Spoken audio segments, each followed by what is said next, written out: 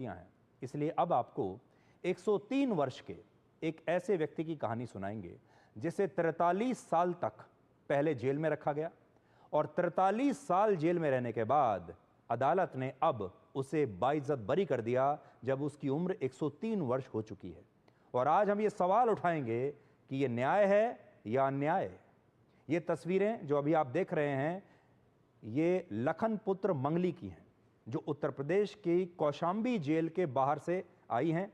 103 वर्ष का लखन, कौशांबी जेल से लखन की रिहाई हो रही है। 43 साल उसने इस जेल में बिताए और अब अदालत ने उसे बाइज्जत बरी कर दिया। लखन को हत्या के आरोप में वर्ष 1977 में गिरफ्तार करके जेल भेजा गया था। 5 साल के बाद उन्हें 1982 में निचली अदालत ने उम्र कैद की सजा सुनाई। लखन का कहना था कि वो निर्दोष है, इसलिए 1982 में ही उसने इलाहाबाद हाईकोर्ट में अपनी सजा के खिलाफ एक अपील दायर की। लेकिन इसके बाद जो हुआ उसकी विवेचना जरूर होनी चाहिए। हाई कोर्ट ने लखन की इस याचिका को स्वीकार तो कर लिया, लेकिन यह मुकदमा जानते हैं कितने साल तक चला? 43 वर्ष तक यह मुकदमा चला और इन 43 सालों में लखन जेल में ही बंद रहा और इलाहाबाद हाईकोर्ट ने 2 मई 2025 को उन्हें बाइज्जत बरी किए जाने का आदेश दिया और लखन 20 मई को रिहा हो गए। 103 वर्ष की उम्र में ये बुजुर्ग इस उम्र में जाकर अब रिहा हुए हैं।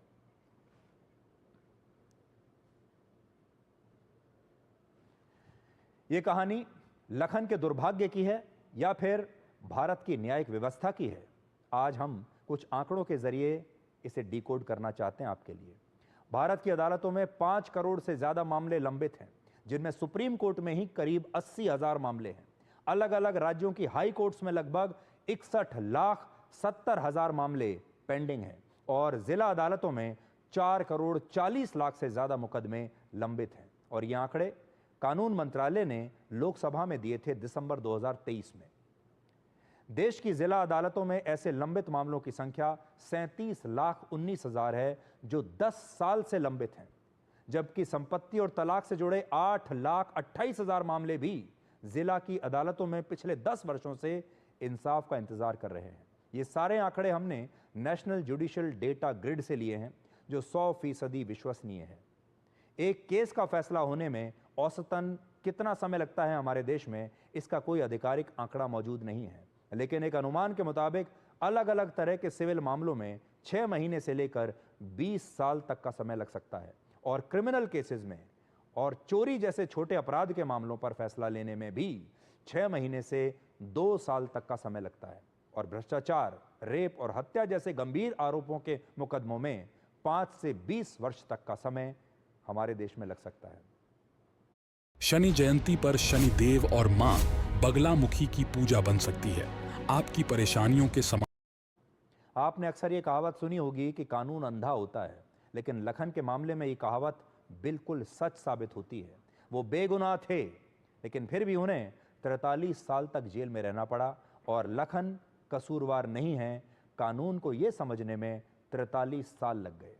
आप अंदाज़ा लगाइए कि इन 43 सालों में उन्होंने ज़िंदगी में कितना कुछ खो दिया होगा, उनके परिवार ने कितना कुछ खो दिया होगा और आज जो उन्हें ये इंसाफ मिला है, ये इंसाफ कहा जाएगा या इसे नाइंसाफ़ी कहा जाएगा? कभी ना कभी ये तस्वीर भी आपकी नज़रों से होकर गुजरी होगी। अब जो तस्वीर आपको दिखाएंगे, आपको याद कीजिए ये तस्वीर। ये कानून की देवी की मूर्ति है, जिनकी आंखों पर एक ज़माने में काली पट्टी बंधी होती थी, एक हाथ में तराजू और दूसरे हाथ में तलवार, और कहा जाता था कि कानून तो अंधा होता है। और इस कथन के पीछे छिपते छिपते हमारे देश की न्यायिक व्यवस्था ने लोगों को इंसाफ देने में दशकों लगा दिए, सिर्फ ये कहकर कि कानून तो अंधा है, क्या करें। 16 अप्रैल 2024 को सुप्रीम कोर्ट के तत्कालीन मुख्य न्यायाधीश DY चंद्रचूड़ ने एक महत्वपूर्ण कदम उठाते हुए कानून की देवी की मूर्ति की आंखों पर बंधी ये काली पट्टी हटाने का निर्देश दिया। हाथों में तलवार की जगह संविधान की पुस्तक थमाई गई और उनका उद्देश्य ये संदेश देना था कि न्याय सभी के लिए है, न्याय के तराजू में सब बराबर हैं और कानून अंधा नहीं है। इसके अलावा एक और बड़ा बदलाव किया गया। दिल्ली में सुप्रीम कोर्ट के सामने तिलक मार्ग पर एक बड़ी वीडियो वॉल लगाई गई, जिसमें हर समय सुप्रीम कोर्ट की एक जस्टिस क्लॉक चलती रहती है, जिससे सुप्रीम कोर्ट में मुकदमों की रियल टाइम जानकारी कोई भी प्राप्त कर सकता है। इसके अलावा 25 हाई कोर्ट्स में कुल 39 जस्टिस क्लॉक्स अब काम कर रही हैं। एक जस्टिस क्लॉक की लागत 13 लाख रुपए है और डिपार्टमेंट ऑफ जस्टिस की ई कमेटी ने अब तक हाई कोर्ट्स और सबऑर्डिनेट कोर्ट्स को 39 जस्टिस क्लॉक्स के लिए 4 करोड़ 94 लाख रुपए जारी किए हैं।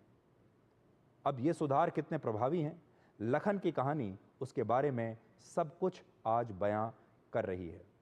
लेकिन बड़ी बात यह है, आज हमारे देश के लोग इस बात को अच्छी तरह से जानते हैं, अगर किसी दिन आपकी किस्मत खराब हो और आप किसी मुकदमेबाजी में पड़ जाएं, हमारे देश में वो परिवार जो किसी न किसी अदालत में कोई ना कोई मुकदमा लड़ रहे हैं, वो इस बात को जानते हैं कि हमारे देश में मुकदमा लड़ना पहली बात कितना महंगा है, इसके लिए आपके पास कितना पैसा होना चाहिए, और दूसरा आपके पास इंतज़ार करने का पेशेंस होना चाहिए।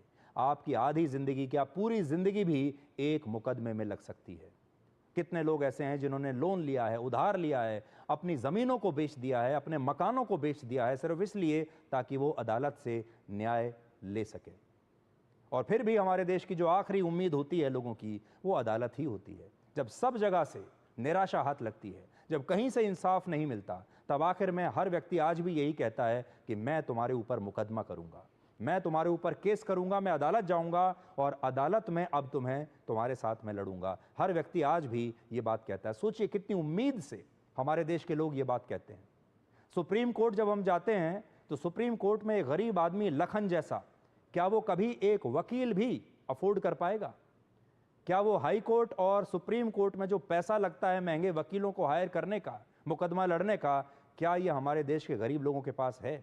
इसलिए आज हमारे देश में जो लोग न्याय व्यवस्था को चला रहे हैं, उन्हें ये भी सोचना होगा कि हमारे देश में इंसाफ कितना महंगा हो चुका है और ये इंसाफ पाने के लिए पैसा चाहिए, और हमारे देश की गरीब जनता इसीलिए बिना इंसाफ के कई बार ऐसे ही इंतज़ार करती रहती है जैसे लखन ने किया।